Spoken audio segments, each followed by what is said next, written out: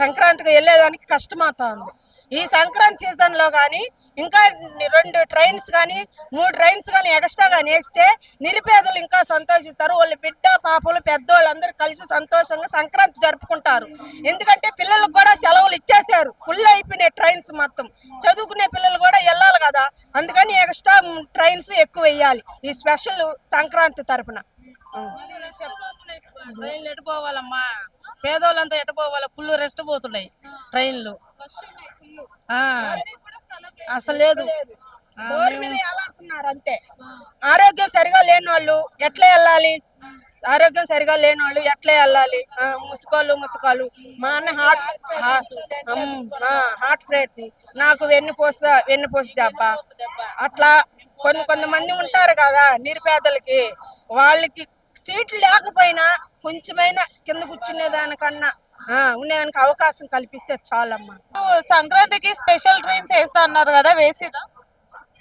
అంటే మాకు తెలీదు స్పెషల్ ట్రైన్స్ వేసారో లేదంటే విన్నాం.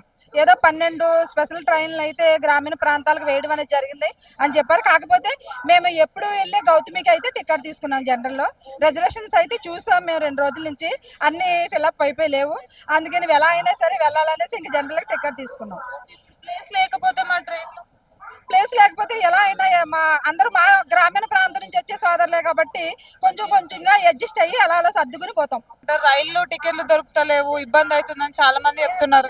రిజర్వేషన్ చేయించుకుంటున్నాం, పడుకుని వెళ్తున్నాం, హాయిగా వస్తున్నాం అండి. హాయిగా పోతున్నారు. మళ్ళీ రావడానికి బుక్ చేసుకురా మరి? అండి రానికి బుక్ చేయలేదండి. మళ్ళీ ఎప్పుడు వస్తారో తెలదండి, అమ్మాయిల ఇంటికి వెళ్తామని. మంచిగా జరుపుకోవాలమ్మా పండుగ, మంచిగా జరుపుకొని మళ్ళీ తిరిగి రావాలి. అలాగే అండి. జనరల్ బోగీలు అనేవి 2-3 ఉండడం, మిగతావన్నీ రిజర్వేషన్ లో ఉండడం వల్ల చాలా అందరూ రిజర్వేషన్ చేసుకోలేరు కదా.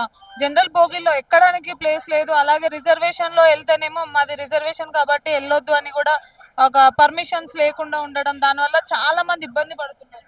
ఇది నిజమే, ఇంతకుముందు చెప్పినట్టుగా ఏంటంటే అన్ని ట్రైన్లలో 1-2 ముందు 2 బోగిలో వెనక ఒక బోగి లేకపోతే ఒకటే అట్లా ఉండడం వల్ల జనాలు కొన్ని ఎక్కలేని పరిస్థితిలో ఉన్నారు, ఇబ్బందులు పడుతున్నారు. అందుకనే ఏమంటారంటే జనరల్ బోగీలు ఎక్కువ పెంచాలి. రెండోది జనరల్ ప్యాసింజర్ ట్రైన్స్ ఉన్నాయి కదా, వాటిని కూడా పెంచితే బాగుంటుంది. గవర్నమెంట్ ఏం చేసిందంటే సూపర్ ఫాస్ట్లు ఎక్స్ప్రెస్లు పెంచేసింది. దానివల్ల అందరికీ అందుబాటులో ఉండే పరిస్థితి ఉండదు. తప్పని పరిస్థితుల్లో పండగ పోవాలి కాబట్టి పోతున్నారు.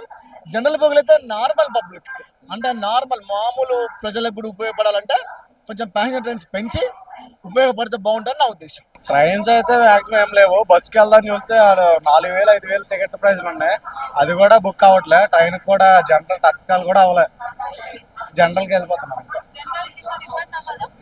ఇబ్బంది అయినా ఏదో సంవత్సరానికి ఒకసారి వెళ్ళాలి కదా డైలీ, ఎప్పుడో ఒకసారి. అవేం కనిపించలే. 2 ట్రైన్స్ ఉన్నాయి కానీ టికెట్స్ బుక్ అవ్వలేదు.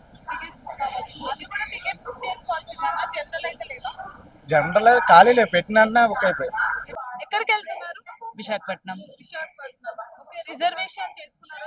రిజర్వేషన్ చేసుకున్నాను లాంగ్ బ్యాక్ 3 months ముందే. తెలిసిన విషయమే, అందరూ పండగ సీజన్ అప్పుడు సొంత ఊరికి వెళ్తారు.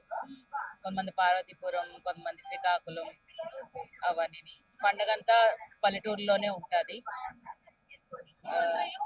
ఇబ్బంది అవుతుందా రిజర్వేషన్ కాని? అవుతూ ఉంటుంది. వేరే రిసోర్సెస్ కూడా ఉంటాయి, లైక్ బస్ లేకపోతే ఫ్లైట్ కూడా మొన్న ఇబ్బంది అయింది చాలా మందికి. సో అందరూ ప్రిఫర్ చేసేది బస్కి, లేకపోతే కారు ఉంటే కారు, బైక్స్ మీద కూడా వెళ్తున్నారు. మీరు చూసుంటారు అంటే టోల్ గేట్స్ దగ్గర చాలా ట్రాఫిక్ కూడా ఉంటుంది, అది కూడా న్యూస్లో వచ్చి ఉంటుంది.